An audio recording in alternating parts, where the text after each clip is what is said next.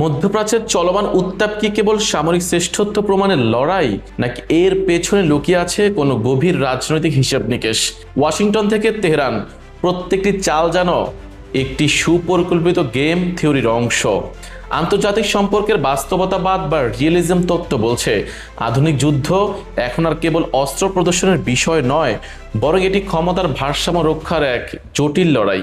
প্রশ্ন উঠে, যুক্তরাষ্ট্র ও ইসরায়েলের লক্ষ্য কি শুধু ইরানের সামরিক সক্ষমতা নষ্ট করা, নাকি তারা মধ্যপ্রাচ্যের উপর প্রভাব বিস্তার করাটিকেই চূড়ান্ত লক্ষ্য হিসেবে দেখছে? আন্তর্জাতিক সম্পর্কের তত্ত্ব যেমন বাস্তবতাবাদ এই পরিস্থিতি ব্যাখ্যা করতে সাহায্য করে।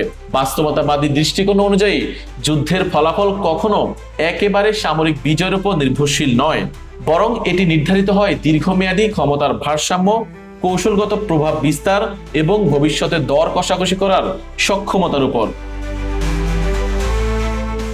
যথাযথ উদাহরণ হিসেবে থমাস শেলিং এর বল প্রয়োগ এবং গেম থিওরি প্রাসঙ্গিক। তিনি দেখিয়েছেন আধুনিক যুদ্ধ শুধু অস্ত্র প্রদর্শনের বিষয় নয়, এটি হলো একটি চলমান দর কষাকষির প্রক্রিয়া।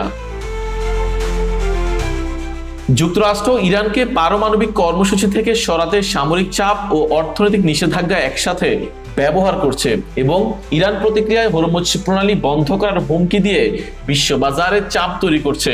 ফলে সাম্প্রতিক সংঘাত সরাসরি সামরিক সংঘর্ষের বাইরে গিয়ে কৌশলগত চাপ ও দর কষাকষির পর্যায়ে চলে গেছে।